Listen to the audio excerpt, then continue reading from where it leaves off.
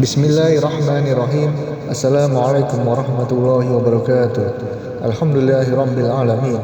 Segala puji bagi Allah, Tuhan semesta alam. Salawat dan salam semoga selalu tercurah kepada Nabi Muhammad SAW, keluarga beliau, sahabat beliau, dan orang-orang yang istiqomah di atas sunnah hingga akhir zaman. Saudaraku yang dirahmati oleh Allah, kajian ini tidak untuk orang yang ingin dibenarkan hawa nafsunya. Kajian ini bukan untuk yang ingin agama mengikuti gaya hidupnya. Kajian ini keras karena neraka itu panas. Kajian ini tegas karena zina tidak pernah lembut. Hari ini kita bicara menikah dan pacaran, bukan versi manusia, tapi versi Allah dan Rasulnya. Saudaraku, coba jujur, di mana Al-Quran ada ayat tentang pacaran? Di mana dalam hadis ada Nabi membolehkan pacaran? Tidak ada. Justru yang ada itu adalah larangan mendekati zina. Di dalam Al-Quran surat Al-Isra ayat 32 yang berbunyi, dan janganlah kalian mendekati zina, karena sesungguhnya zina itu perbuatan keji dan jalan yang buruk. Perhatikan, Allah tidak bilang jangan zina, Allah bilang jangan mendekati. Artinya apa? Pacaran itu apa kalau bukan mendekati?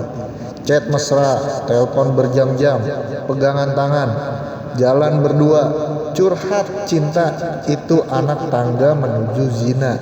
Siapapun yang berkata kami pacaran tapi jaga diri, itu adalah dusta yang dibungkus agama.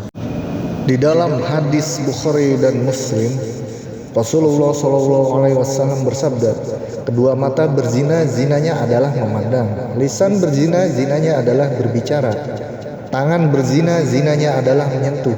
Dan kemaluan yang membenarkan atau mendustakan itu. Saudara-saudaraku, zina itu bukan hanya diranjang, bukan hanya dimulai dari mata, bukan hanya dimulai dari chat, bukan juga hanya dimulai dari aku kangen. Pacaran itu zina mata, zina hati, zina lisan, zina perasaan. Kalau belum zina fisik, itu hanya soal waktu. Pacaran bukan cuma dosa. Pacaran itu membunuh iman secara perlahan. Nabi SAW bersabda di dalam hadis Tirmidzi, tidaklah seorang laki-laki berdua-duaan dengan wanita kecuali yang ketiganya adalah setan. Kalau setan sudah duduk di tengah, jangan mimpi diskusinya jadi halal. Pacaran itu membuat sholat terasa berat, Al-Quran terasa jauh, nasihat orang tua terasa menyebalkan, dosa terasa biasa, dan yang paling berbahaya, hati lebih takut kehilangan pacar daripada kehilangan Allah. Benar apa benar? Nah, ini Islam itu tidak menyiksa manusia dengan nafsu. Islam memberi solusi apa? Ya, menikah. Di dalam surat An-Nur ayat 32, nikahkanlah orang-orang yang masih membujang di antara kalian. Ini perintah, bukan saran. Nabi SAW bersabda di dalam hadis Bukhari Muslim, wahai para pemuda, barang siapa yang mampu menikah, maka menikahlah, karena menikah itu lebih menundukkan pandangan dan menjaga kemaluan. Menikah itu pertama menjaga iman, kedua benteng dari zina, ketiga jalan kedewasaan, keempat ibadah seumur hidup. Alasan tidak menikah itu biasanya kebanyakan karena hawa nafsu. Alasan klasiknya, belum mapan lah, masih muda lah, masih mau cari yang cocok lah, takut perceraian. Padahal pacaran itu lebih banyak mudorotnya, ruginya. Nabi SAW tidak pernah menunggu mapan untuk taat.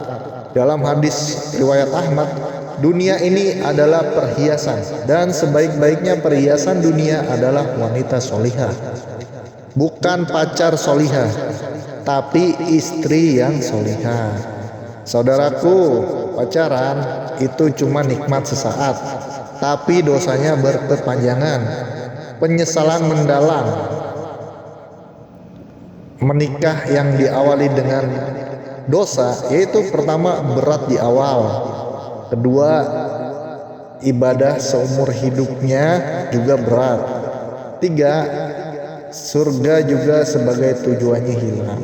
Allah tidak akan bertanya sudah berapa lama kamu pacaran, tapi Allah akan bertanya bagaimana kamu menjaga kehormatanmu.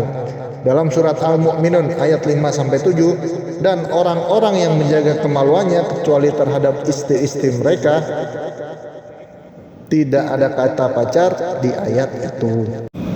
Sebelum kajian ini saya tutup, marilah kita berdoa bersama-sama agar bisa terhindar dari dosa zina yang tampak maupun tersembunyi.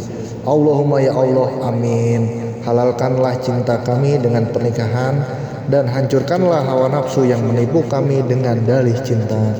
Rabbana la tuzigh qulubana ba'da idh hadaitana wa hab lana min ladunka rahmah innaka antal wahhab. Assalamualaikum warahmatullahi wabarakatuh.